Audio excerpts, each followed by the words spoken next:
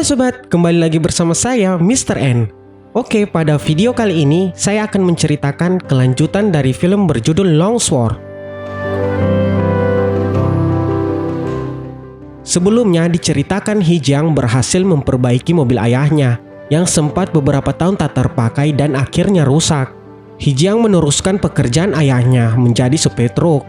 Dia pun juga telah berteman dengan beberapa orang yang baik yang mau membantunya di saat dia susah.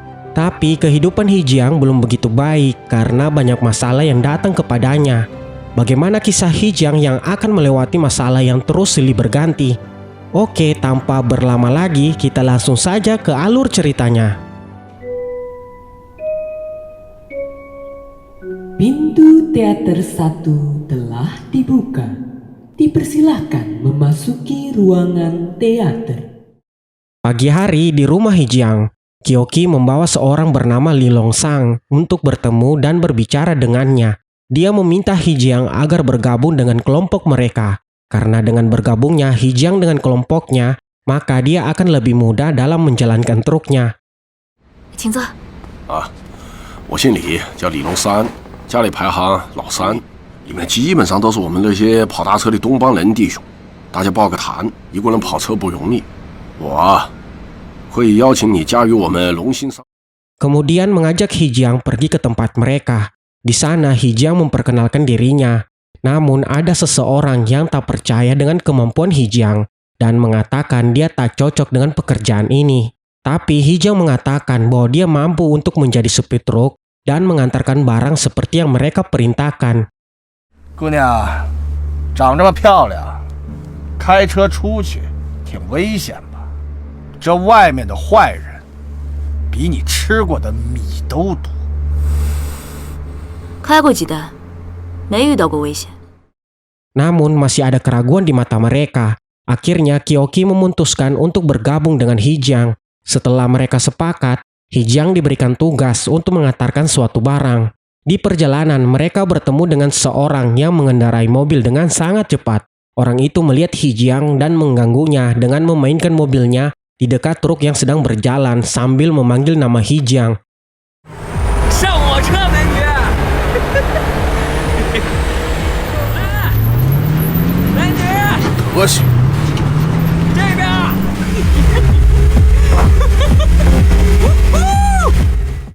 Karena pria itu sudah tak fokus, dia pun menabrak mobil yang berhenti di depannya, menyebabkan terjadinya kecelakaan beruntun.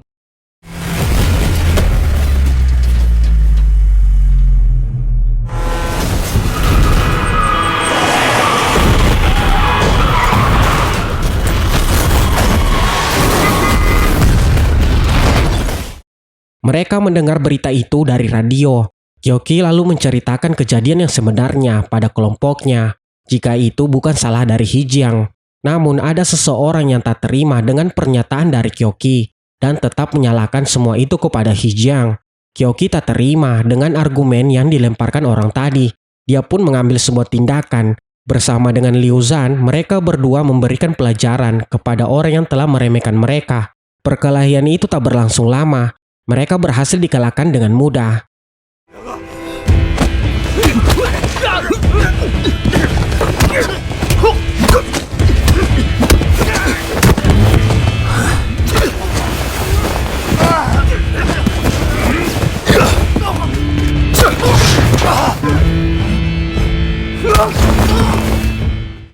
Kyoki memberikan peringatan kepada orang itu bahwa jangan lagi pernah berurusan dengan mereka. Selepas kejadian tersebut, diperlihatkan anak muda yang mengalami kecelakaan mobil. Ternyata dia adalah anak dari seseorang yang berkuasa di kepolisian. Anak itu pun mengatakan kepada ayahnya bahwa kecelakaan itu penyebabnya adalah supir truk. Meski ayahnya tak tahu akan kejadian sebenarnya, dia tetap mencoba menyalahkan Hijiang karena dia tak mau reputasinya hancur. Mereka akhirnya menciptakan cerita yang palsu, lalu menyalahkan semuanya kepada Hijiang. 他追尾你的车，把你顶到前面去。 这是咱安全总署的问题，是吧？ 记得车牌。 Berita palsu pun akhirnya beredar. Dikirimlah beberapa polisi ke tempat Hijiang berada. Sesampainya di sana, Mereka menerobos masuk secara paksa dengan menghancurkan beberapa benda. 哎呀，撞着过头！干什么？干什么？不许动！有话好好说，警官。不是这个，警官。 Kemudian membacakan surat perintah penangkapan Hijiang di depan semua orang yang berada di sana atas tindakannya yang telah menyebabkan kecelakaan lalu lintas. 车牌唐 H8TT29 登记人贺江，在此次比例高速上引发严重交通事故案底，坐过8年牢，属于严重监管的暴力分逃逸，就是他，带走。警官，警官。 Hijiang langsung menyerahkan dirinya kepada polisi. Dibawalah Hijiang ke kantor polisi untuk dimintai keterangan lebih lanjut. Di sana dia mencoba mengatakan yang sebenarnya kepada kepala biro keamanan, tapi dia tetap membela anaknya. Ketika mereka sedang berbincang, Hijiang tak sengaja melihat salah satu benda milik ayahnya, yaitu pedang yang pernah ayah Hijiang gunakan. 但是呢，我们也不是不可以摆平这件事情。我们把你引渡到安全署来，毕竟有些交通事故的发生在所难免。 Dia pun terdiam dalam pembicaraan itu. Polisi mengatakan, jika Hijiang mau menjadi pembantu John, maka dia akan dibebaskan dari tuntutannya. Tapi Hijiang lebih memilih untuk dihukum daripada harus menjadi pembantu untuk John. Lalu datanglah seorang petinggi mengatakan bahwa Hijiang adalah salah satu supir yang bertugas untuk mengirim pipa ke perbatasan. Dia diminta untuk memberikan Hijiang waktu 1 bulan untuk menyelesaikan kesalahannya. 你们把龙兴生运停了，边防建设怎么办？以后还有更多的钢管需要运到西边边境，北方人准备抢地盘来了。这个贺江是第一个帮我们拉钢管的东邦司机。贺江，给你1个月的时间，免费拉货，冲抵罚款，听到了吗？那就1个月，可别让他跑。 Mereka akhirnya sepakat untuk memberikan Hijiang waktu. Lalu Hijiang pergi dari kantor polisi dan kembali ke tempat Kyoki. John yang tidak terima atas pembebasan Hijiang memanggil beberapa anggota polisi untuk menyelesaikan masalah ini tanpa campur tangan ayahnya. Dia mengatakan bahwa mereka tak boleh diremehkan dan harus memberi pelajaran pada Hijiang beserta yang ingin membelanya. 我爸都跟你们说了吧，明天找人告诉他们啊，把那个贺江给我绑了，就在篮球场，我要当着所有东邦人的面制裁他。我看谁敢帮！ Kyoki meminta bantuan pada bosnya atas kasus Hijiang, tapi bosnya menolak untuk memberikan bantuan karena sangat berisiko melawan pihak kepolisian. Dia pun pergi menemui Hijiang dan mengatakan bahwa bosnya memberikan perintah untuk memintanya menyerahkan diri dan membiarkannya mati begitu saja. Kyoki tak bisa mengikuti perintah itu. Dia ingin tetap membantu Hijiang dalam menghadapi masalah. 他们让我劝你不要开卡车，要你给他们。这些事儿我可能曾经都做过，所以他们觉得我还会继续。不，还说让我不管你，看着你死。如果你要做更大的，我拿命支持你。你为什么相信我能做更大的？ 因为你能让我着迷。 Mereka berdua menceritakan kejadian tersebut pada Liu Zhan, kemudian meminta bantuan. Di sana, Liu Zhan menceritakan masa lalunya kepada mereka berdua tentang bagaimana dia ditindas, sampai-sampai istrinya menjadi korban. 10年前，一群自称幽人的武装组织攻占了萨克城，我反击了，进去了，死了很多人，也包括我的妻子。 于是再也抬不起头来。他被克利拖出去，满地是血。他们称自己的军警叫克利，实施高压政策很多年了。后来我就开了修车行，聊以为生。 Liu Zhan pun mengatakan bahwa dia bersedia untuk membantu Hijiang menghadapi para polisi. Tak lama Aho datang kepada mereka dan mengatakan dia ingin bergabung. Hijiang dengan senang hati menerimanya dan berterima kasih pada Aho atas pertolongannya. Akhirnya mereka berempat bersiap melawan para polisi. 哥儿几个，带着我，记得带上我啊！干啥都带上我就对了。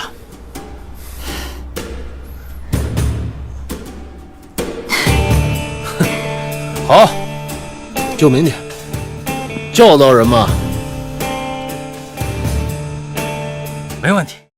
Keesokan harinya, mereka berempat telah berada di lapangan basket, tempat di mana John mengatakan mereka akan bertemu.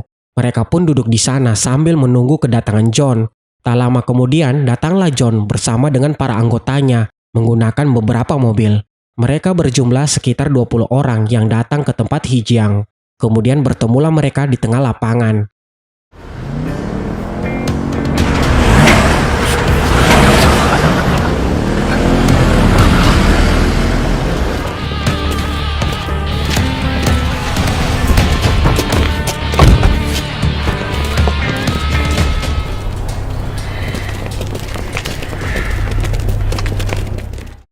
John menyapa dan berkata selama ini para anggota Dongbang suka bersembunyi, lalu mengejek jumlah kelompok Hijiang yang hanya beranggotakan 4 orang saja.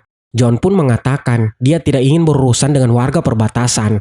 Maka dari itu pertarungan mereka tak ada sangkut pautnya dengan wilayah. 还以为你们东邦人有多卧虎藏龙呢，就来了4个。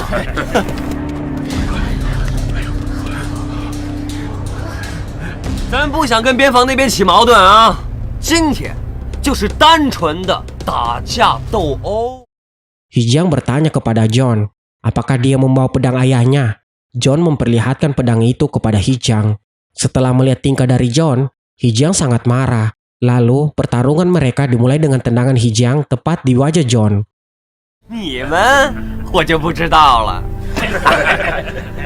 我就是你们口中的死人了，怎么算？我爸在，我肯定是没事儿。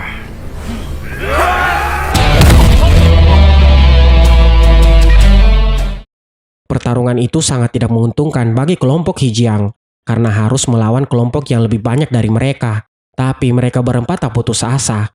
Mereka pun menjatuhkan satu persatu para anggota John.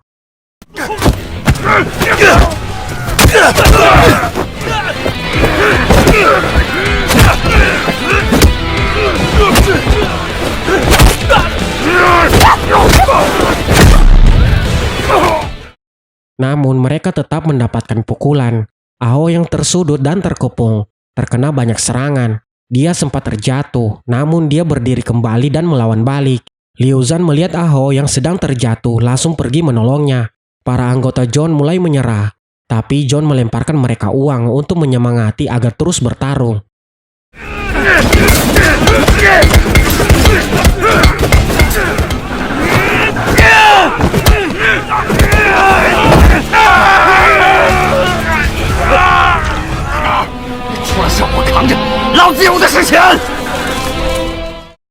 Tak lama warga dari luar lapangan mulai berdatangan karena penasaran dengan pertarungan mereka. Kelompok Hijiang yang mulai kelelahan mulai berjatuhan. Namun berkat kerjasama mereka untuk saling menolong akhirnya mampu bangkit lagi. Liu Zhan pun terjatuh diselamatkan oleh Koki dan Hijiang. Meski tersudut dan terkepung, mereka tak pernah menyerah dan terus melawan.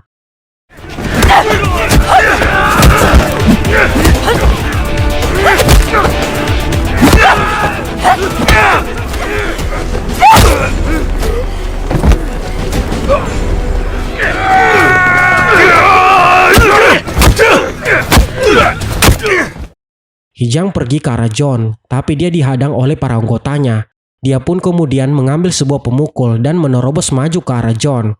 John yang melihat Hijiang tengah lengah melancarkan serangan menggunakan pedang. Tapi Hijiang berhasil menghalaunya, kemudian melancarkan serangan balik tepat ke arah wajah John.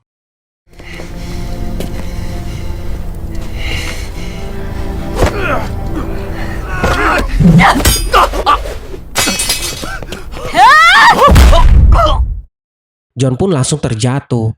Lalu Hijiang tertawa sambil mengangkat lehernya. Para warga dari luar lapangan mulai masuk ke dalam untuk melihat lebih dekat pertarungan itu. Hijiang pun mengatakan kepada mereka bahwa John yang mengakibatkan kecelakaan itu terjadi. Dan John ingin memberikan pelajaran kepada warga Dongbang. Lalu para warga di sana mulai berteriak sialan karena marah pada perbuatan John.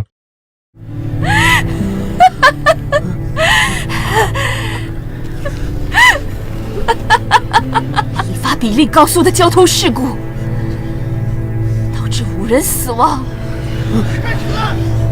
该死！杀了他！该死！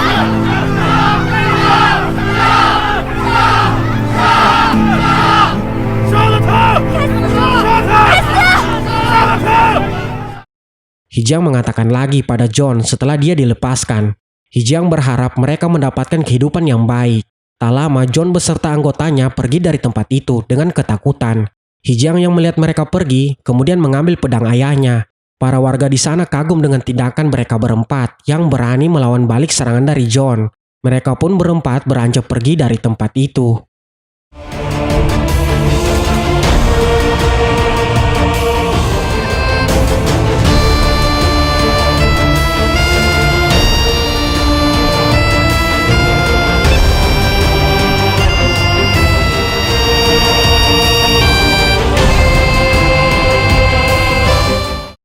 Hari berikutnya, Hijang datang ke tempat perkumpulan mereka. Dia sangat disambut dengan penuh hormat. Mereka pun mengatakan bahwa mereka sangat senang atas kemenangan besar Hijang melawan John dan setuju untuk mengangkat Hijang sebagai kapten dalam kelompok mereka. 说那么振奋人心的话，别人我不知道，但是我是真高兴。但是没有一次像今天这样打赢了。都跟我说了，我们龙兴商运愿意，我不怕，我愿意刺杀阿江。大家鼓掌。Hijang memberitahukan rencana agar mereka bisa melawan jika John datang kembali untuk menyerang. 他们都对幽人很仇视，而且约翰他们肯定还会过来攻打我们，让边防那边先牵制安全署，然后我们车队摆平道路上的一些势力，我们都愿意风雨同舟。不能一直被他们压着。好，以后我也不做什么了。